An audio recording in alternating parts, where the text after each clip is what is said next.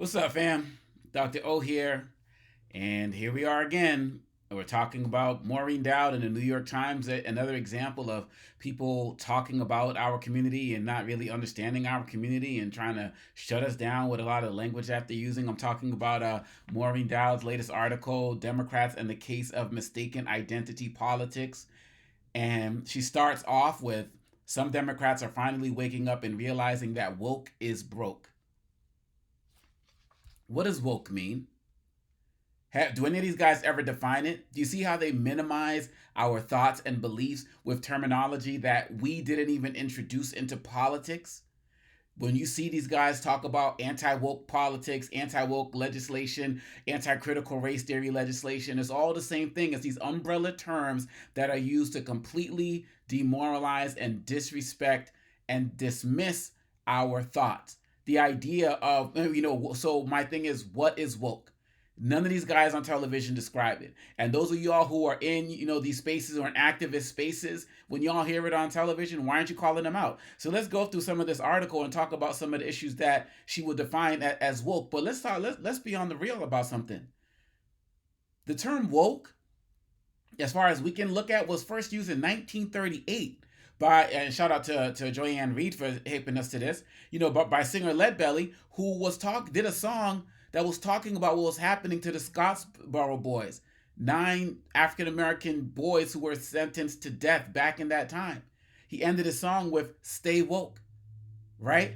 So it was always a conversation about justice, racial justice, staying engaged, staying involved. But now people just want to throw woke politics out there as identity politics and say, just get rid of it. It's another example of how people within the Democratic Party, I'm not speaking about her and her political affiliation, I'm talking about in the Democratic Party, just kind of explain away our issues by using terminology that people in the Republican Party have used to demonize those who fight for social justice. Huge mistake for the Democrats, but this article gets it wrong. Woke is broke. Woke is our nation's conscience. Don't tell me woke is broke and then say what Dr. King was about and the civil rights movement and Harriet Tubman and all of our leaders and Coretta Scott King and Betty Shabazz and Malcolm were about what is broke. Because this idea of what you think is woke for us is about America's moral compass, which has always driven us towards that arc of justice, moving slowly but bending towards it, right? So, I'm reading through this article. It says Democratic candidates have often been avatars of elitism. Michael Dukakis, Al Gore, John Kerry, Hillary Clinton, second term Barack Obama. The party embraced a worldview of hyper-political correctness, condescension, and cancellation, and it supported Now I'll get to this other part later. But elitism. Where did J.D. Vance go to school? Right? I mean, he wrote the book Hillbilly Elegy, but when you go back to where he came from, they're like, yo, he don't represent us anymore. Brother went out of man, I call him brother. I was about to say brother went to Yale Law School, but he would probably call himself a bro now, right? And let me correct myself because there's a difference between brothers and there's bros, right? So let's just be real about that. Another whole dismissive term, but we'll get to that. Donald Trump is a quote unquote billionaire and sits on a freaking gold throne. Is that not elitist? But because he painted himself as a quote unquote blue collar billionaire? Come on, seriously? So where are we going with this conversation about elitism? Barack Obama had student loans up until he became president. That's elite. So what does it mean? The fact that people can be successful. How many Republicans enrich themselves? What is Mitt Romney not elite? Is all these Senate Majority Leader Mitch McConnell not elite? I mean, seriously? Then she says, and it supported diversity statements for job applicants and faculty lounge terminology like Latinx and BIPOC. Now, to be real, I agree with that. You see my book here, I got a whole chapter on racial vocabulary and how I despise the term BIPOC.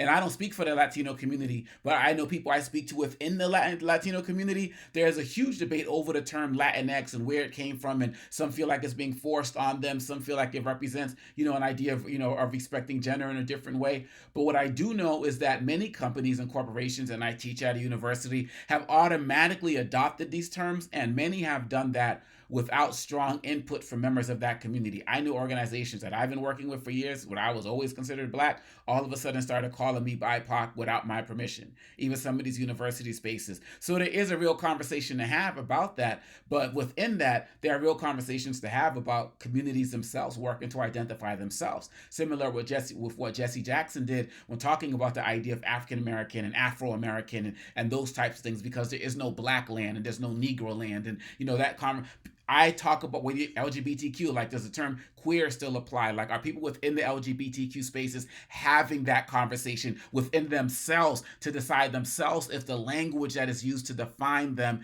is still going to be appropriate? Every group needs to do that and define it for themselves, as opposed to top-down approaches. And so, there's some validity there.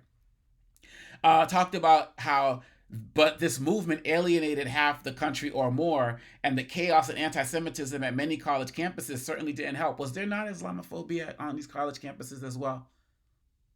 Why is that conveniently left out? I know after October 7th happened, I had a Muslim student, one of the nicest students I've ever met, who came into my office and said, I'm ready to die based on what she's experiencing being Muslim. I've seen that, and I've seen it across the country. So this idea of only talking about anti-Semitism, which did occur on campuses, which is real, and just to exclude Islam, is it woke to not talk about Islamophobia? By the way, I despise the term woke. I never use it. I don't like it personally. So I'm just saying what y'all are saying for the purposes of this article. Check this out. When the woke police come at you, Rahm Emanuel told me, you don't get your Miranda rights read to you. How the hell are you going to literally talk about woke, anti-woke, and Miranda rights and use that terminology when we're dealing with a country where unarmed black people are being shot down disproportionately against any other group? How disrespectful is that? But am I too woke by saying that? Really? Rest in peace, Sandra Bland. Did Breonna Taylor get her Miranda rights read to her? She wasn't even being arrested. Shot in her sleep. You really want to come out and put terms like that in this New York Times article, Miss Dowd? Really? And y'all want to talk about people are too sensitive or too woke? Am I too woke to bring that up? Seriously? Donald Trump played to the irritation of many Americans, disgusted at being regarded as insensitive for talking the way they always talked. At rallies, he referred to women as beautiful and then pretended to admonish them. So wait, so we're supposed to go back to, I can walk into the office and start calling women sweetheart, sweetie? Oh, sweetie, just to understand? Is that what I can do? Well, I never did that in the first place. Just real talk. Are men supposed to just feel comfortable now giving uninvited hugs to women that we just feel like doing it? Is that what we're doing, Miss Dowd? Is that what's happening? Because people want to go back to the way they'd always talked? Do I just got to go and start having more, not even going to say microaggressions, like directly racist attacks hurled my way through the language that is used? Is that what we're supposed to go back to? And that's why people didn't vote for Trump? Is that the working class ideal? He'd also called women darling and joked that he had to be careful because his political career would be at risk. Look, I'm raising 2 daughters and a son, and I'm telling my son, don't walk into a space calling women darling and all of that other type of stuff. He's 10 years old. I'm talking to him about making sure he understands that the way he may interact with boys on the playground is, it has to be, he can't do that same thing with girls, because, things could be looked at differently in a way that can not be taken correctly. These are conversations that parents should be having with their boys, so they don't grow up thinking that they have the right to do whatever they want with women and women's bodies, and that they don't have the right to reject or be protected whether they like it or not. Is that too woke? Am I supposed to just tell my son, say whatever you want to these girls as he's getting older? And my daughter in college and my junior in high school, if a man, hits on you, that like literally hits you, it means that he likes you. Like, remember these kids, a lot of girls get told that in elementary school and the like. I got my college female students telling me they experienced that, just having been in elementary school, 10 years ago or whatever. I'm not going back to that. It's ridiculous. One thing that makes Democrats great is that they unabashedly support groups that have suffered from inequality, but they have to begin avoiding extreme policies that alienate many Americans that would otherwise be drawn to the party. Is supporting gender affirming care extreme? And we can have conversations. I think there are real conversations that need to be had about the role transgender communities play in sports, but understanding that there's like less than 100 of them in sports, and people don't pay attention to trans the person who is female and transitions to becoming male and sucks in male sports and never going to get picked on the basketball team, to start. They don't talk about that. They always talk about, forgive me if I'm getting my language backward. They always, talk about the man who transitions to a woman and then dominates in those sports. And like I said, there are real conversations that should be had about how to figure this out. But this is like, is it extreme? Like to say that the trans community should be protected?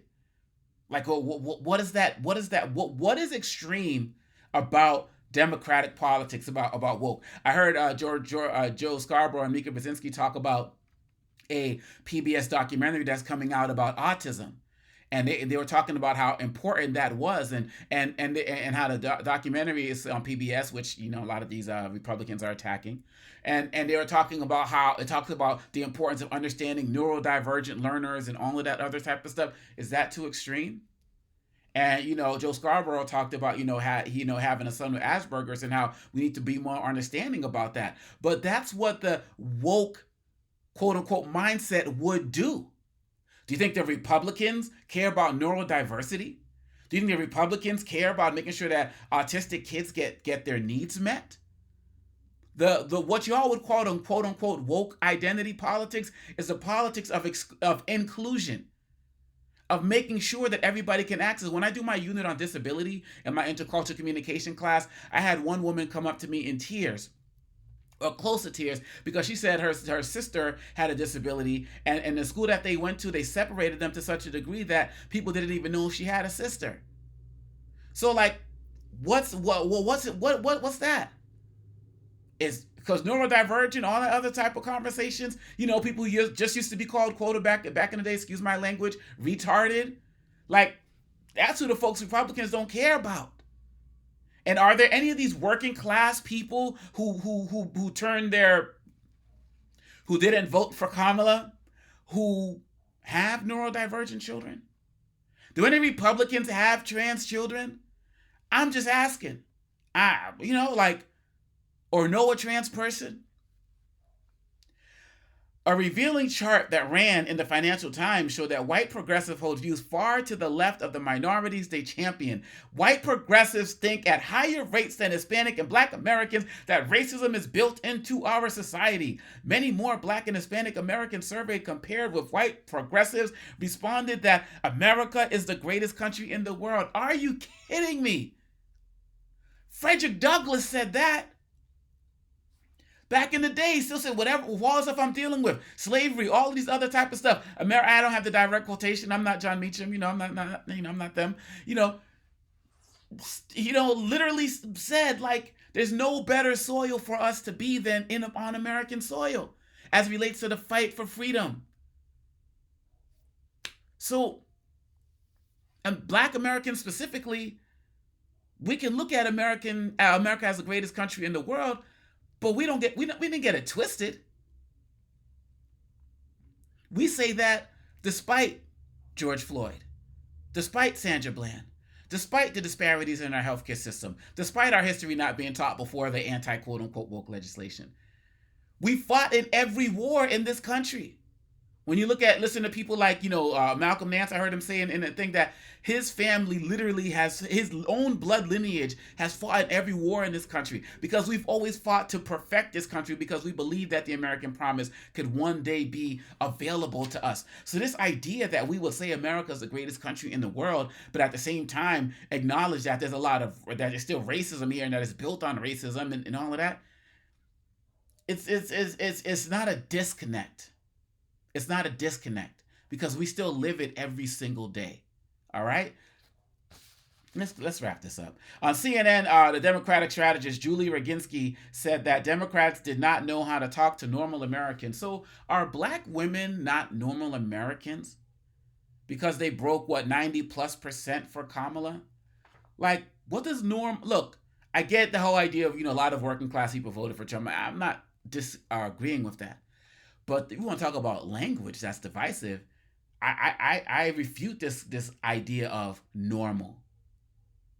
You know, the experiences that we're dealing with in this country, black women are normal people in this country. Or are they, you know, are they above normal because they just see something we don't in this country? Are they above normal because they attain college degrees at rates higher than any other group? Is that what makes them abnormal and shouldn't be listened to? I call BS on that. But here we go. Normal people, regular people. Addressing Latinos as Latinx to be politically correct makes them think we don't even live on the same planet as they do. When we are too afraid to say that, hey, college kids, if you're trashing a campus on Columbia University because you aren't happy about some policy and you're taking over a university and you're trashing it and preventing other students from learning, and that's unacceptable, but we're so worried. This is the same person, worried about alienating one or another cohort in our coalition that we don't know what to say. Seriously? Now, look, I'm all about nonviolent protests, and I do believe that people shouldn't have trash campuses and the like. But y'all paying more attention to that than paying attention to the universities and colleges across the country where they did decide to listen to their students and look at their policies as it relates to how they engage Israel. Those movements are still going on right now. But at the same time, I'm going to add that a lot of us on these campuses have always experienced violence in some way, shape, or form and experienced not being listened to. And a lot of y'all never came through and said that was unacceptable for us. And like I said, I've been in the university level as a professor for almost 20 years and have been and the student from in the undergrad to doctoral. I've seen it all. And I've seen multiple opportunities where people had options to protect vulnerable students and chose not to. And then because of some of the anti-Semitism on some of these campuses, some of these schools decided that they wanted to start having armed guards on campus, but didn't really have a conversation with the black students who felt like that was going to have them being targeted more and possibly receive physical violence. That's what happened with, the Marjorie Stoneman Douglas High School, right, in Florida. They were going to have armed guards there, and some of the black students, no, we're going to be targeted more. So who are we really listening to? Oh, let's see. But we're so worried about alienating one another. Cohort narco. Oh, I said that. Kamala, Democratic lawmaker, told me made the colossal mistake of running $1 billion campaign of celebrities like Beyonce when many struggling world class voters she wanted couldn't afford to go to Beyonce concerts. So what? You don't get celebrity endorsements. So I guess Trump didn't have any. Didn't have Hulk Hogan. Didn't have Kid Rock. Didn't have John Voight. Didn't have Amber Rose. Didn't have those guys out there. I guess he just didn't have those, right? So this idea about because they people save up money to go to concerts and have an experience with their children and so on and so forth. Just like Trump has the aspiration of white supremacy for many voters that went for him, the idea of being able to afford a Beyonce concert doesn't mean that you shouldn't go after that endorsement. I don't think the average person said Kamala Harris gets what I'm going through. Seriously? The average Kamala doesn't get what I'm going through? Again, this when it comes down to a simple question of do people know how to read or care to read? $25,000 down payment for home buyer assistance was Kamala's program. $5,000 crack. I'm saying something off the top. I don't even got it in front of me. $5,000 tax credit for newborn families, extending the small business tax cut from $5,000 to $50,000. Continuing what the Biden administration started as it relates to lowering healthcare costs. $35 insulin and the like. Reinvesting in schools. How can you honestly, with a straight face, say that Kamala doesn't get what I'm going through? Even if you want to talk about what you said about democratic strategies and celebrities and all that other type of stuff, to say she doesn't get what people are going through, people who said that just didn't want to hear her message. Period, bottom line. They didn't want to hear her policies. Period, bottom line. And we just have to be real about that because she had the policies for working class people. The Trump campaign's most successful ad showed Kamala favoring tax-funded gender surgery for prisoners. This was actually a Trump policy. Bill Clinton warned that she should rebut that. Look, if this country really turned on an ad on football games, if that's what I think, that I just call BS on that. Yeah, it could have refuted it, so on and so forth. But what if she actually supported it because she believed in that? What happens then? but she can't run on her values, right? She can't run on who she is.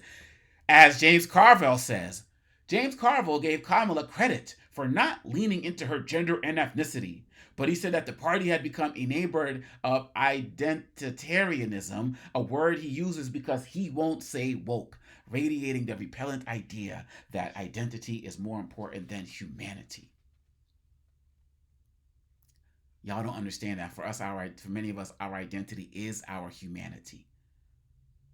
I didn't wake up and call myself black. Y'all called me that. Y'all could have looked at my Congolese roots and, say, Congolese American and look at, where my family's from, Maniema, Baluba, and Kivu, and all that other types. Y'all don't care whether you call me black. We didn't create identity politics. America did. And this idea, why did she gets credit for not leaning into who she is? What the hell, Carvel? So she's running with a hand tied behind her back. Because Donald Trump leaned into white manhood. Oh, look at me with my beautiful white skin. Well, I ain't got that, but you know what I mean? Like, so Carvel, he can lean into that, but Kamala can't lean into being a woman and being black in terms of her race, and talk about her the backgrounds of her father being Jamaican and her mother being Indian, like, and can't talk about those things. This is like the political equivalent of shut up and dribble. The point of giving people credit for not being able to talk about who they are is part of the problem with the Democratic Party. Because you spend your time, even Jen Psaki said this, is the Democratic Party making a mistake by appealing to people like her, who are white, female, college-educated voters. I don't know if she added mothers to it. I'm not sure. But it's low and hold, showing that it is being the mistake. We could never wash off the stench of it, he said, calling defund the police the 3 stupidest words in the English language. Kamala didn't run on defund the police. She didn't run on that. Somewhere else in this article, it talks about her, or some other article I was reading talks about, her, when she said that she wanted to, have if people get into my house, it doesn't, they're going to get shot. And it didn't sound, I think it was another article, whatever. Oh, it didn't sound, basically it didn't sound authentic. Well, black people can't talk about defending their home. Is that only like a white space? So, this is just ridiculous. And first of all, I definitely thought, running on, anyone who ran on defunding the police was a mistake. And, I don't believe in that. And many of us didn't believe in defunding the police in the first place. We talked about not defunding the police, but pre-funding the community, giving us services that would, mental health services and all these other types of things that would lead to us, like, not getting shot because we're having a mental illness breakdown. Like, those are the things we've been advocating for.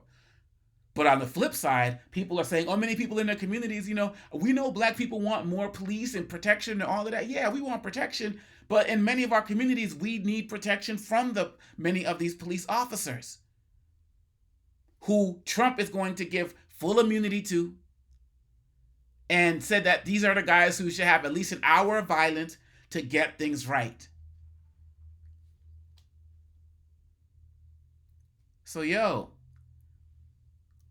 once again, don't use woke if you're not going to be willing to define it. And don't use it, and don't just use it as something that's dismissive of the issues we really care about. To just say that somebody's running on a woke agenda.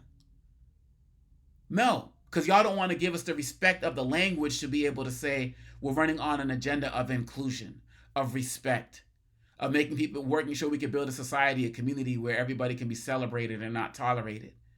Like, that's the language.